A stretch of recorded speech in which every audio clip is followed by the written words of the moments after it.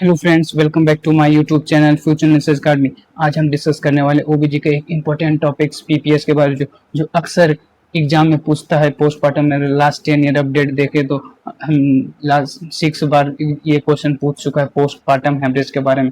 तो चलिए देखते हैं, कंप्लीट नॉलेज लेते हैं पीपीएस के बारे में। तो देखते क्या है पीपीएस। तो पीपीएस क्या है? जन्म, बेबी के जन्म के बाद जेनाइटल ट्रैक्ट से 500 ml या उससे अधिक में ब्लड लॉस होना, जिससे मदर की हेल्थ या हेमोडायमिक जैसे बीपी का कम होना, पल्स का बढ़ना या बुरा असर पड़े, उसे पोस्टमार्टम हेमरेज कहते हैं। पोस्टमार्टम हेमरेज किसे बोलते हैं? जेनेटल ट्रैक्ट से 500 ml या उससे अधिक ब्लड लॉस होना, जिससे क्या होगा? मदर के हेल्थ पर प्रभाव पड़े, जिससे क्या होगा? मदर को बीपी कम होना, पल्स का बढ़ना, ऐसा बुरा असर पड़ने को देखने को मिल सकता है, जिसे हम क्या बोलते हैं? पीपीएच बोलते हैं।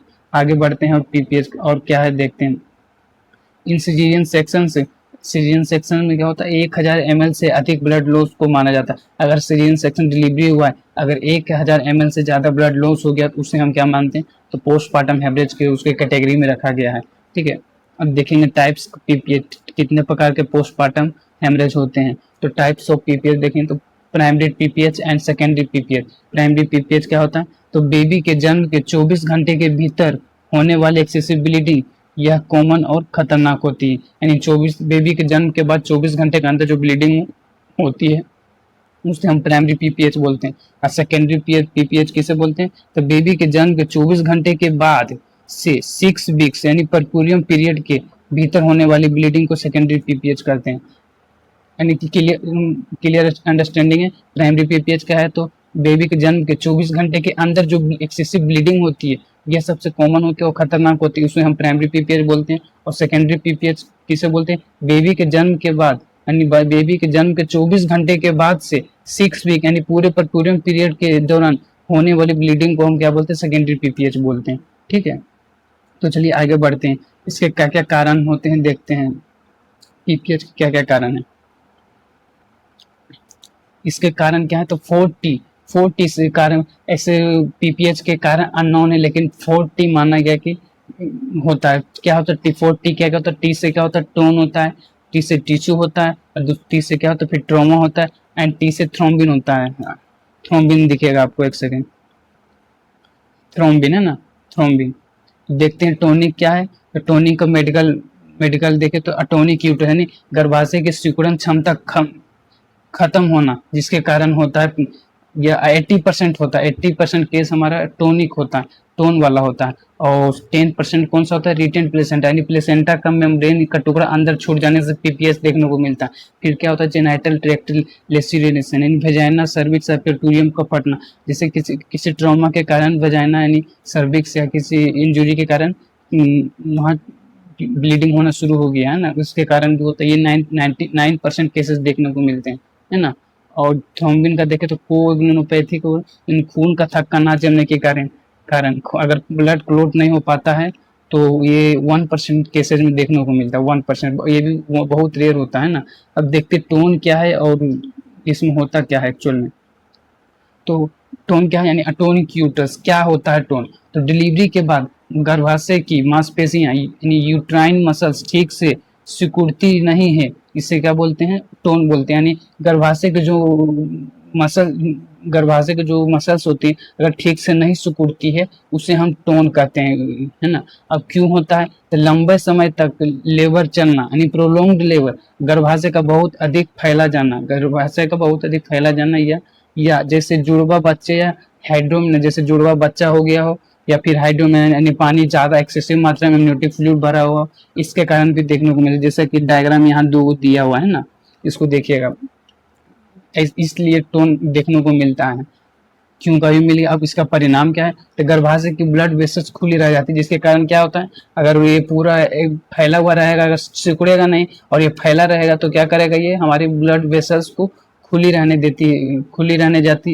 रह जाती है, और इससे एक्सेसिव ब्लीडिंग होती है ना, जिससे लिखा हो ब्लड वेसल्स खुली रह जाती है, जिससे क्या होता है? ब्लीडिंग होती है ना। तो टोन समझिए, इसलिए 80% केसेस हमारा पीपीएच का यही होता है। चलिए आगे बढ़ते हैं, देखते हैं। तो टिश्यू के कारण 10% केसेस देखने को मिलते हैं। इसमें क्या होता है?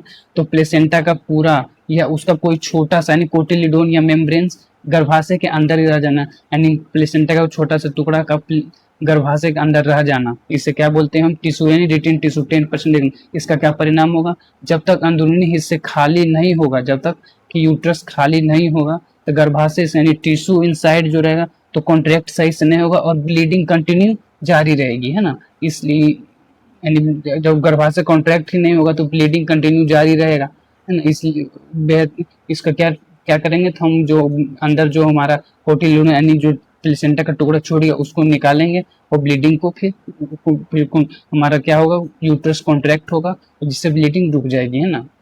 चलिए आगे बढ़ते हैं, देखते हैं ट्रॉमा और क्या है। ट्रॉमा का कितना परसेंट देखने को मिलता है, ट्रोमेटिक इंजरी 9% देखने को मिलता है। क्या होता है, तो बच्चे के बाहर आते समय, जब बच्चा बाहर आता है या इंस्ट्रूमेंटल डिलीवरी यानी फोर्सेप डिलीवरी या वेनोटोस के दौरान सर्विक्स वेजाइना या परपुरियम में फट या चीरा लग जाना, यानी एक प्रकार से इंजुरी हो जाना, है ना।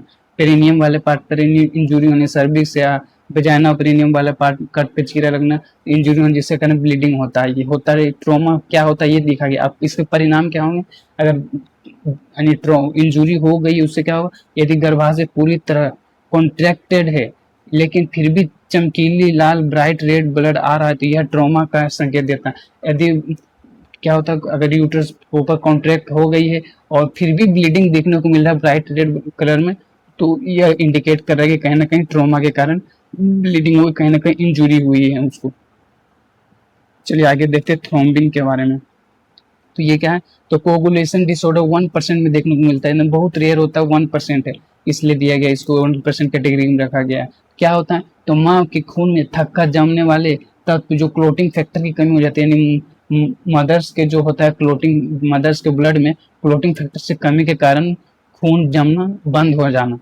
जब क्लोटिंग फैक्टर की कमी आ जाएगा तो उसके कारण ब्लड क्लोट नहीं होगा, जिससे क्या होगा, अनकंट्रोल ब्लीडिंग होगी, है ना।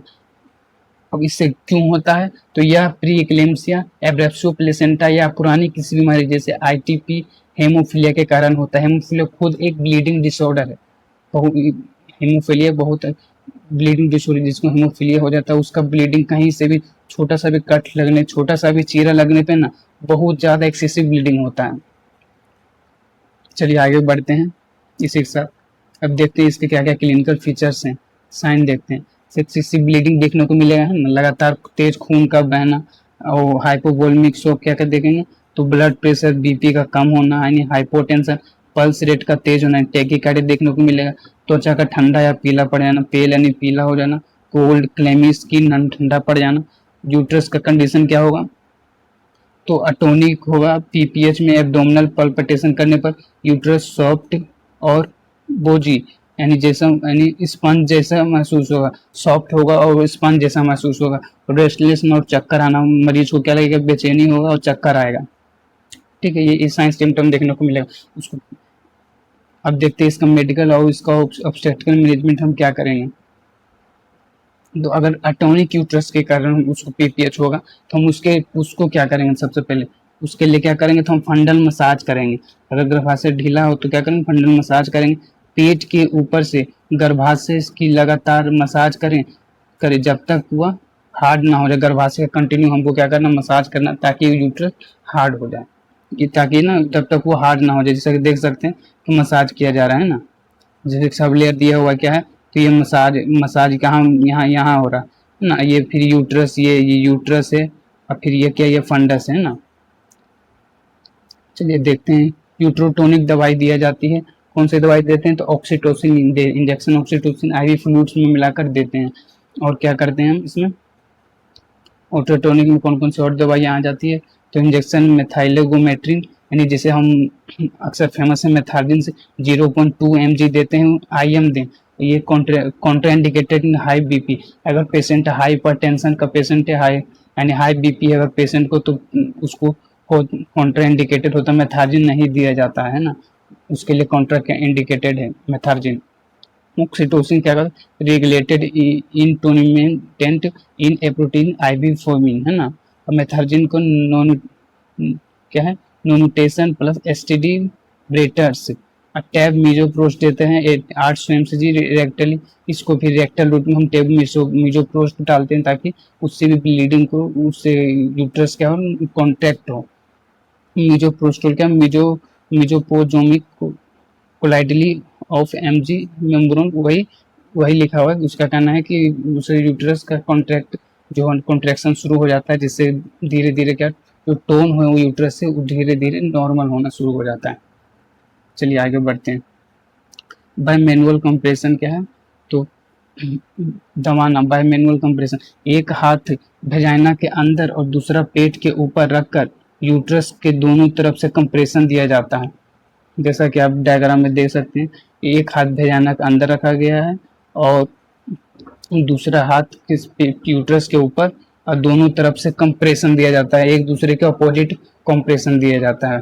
इसको क्या बोलते हैं हम, बायमैनुअल प्रेशन कंप्रेशन बोलते हैं ना। फॉर रिटेन, अगर रिटेन प्लेसेंटा देखने को तब क्या करेंगे, तो जनरल एनेस्थीसिया देंगे, देकर मैनुअल रिमूवल करेंगे और प्लेसेंटा यानी हाथ से जो प्लेसेंटा अंदर जो छूट गया उसको हम बाय मैनुअली उसको निकालेंगे, है ना।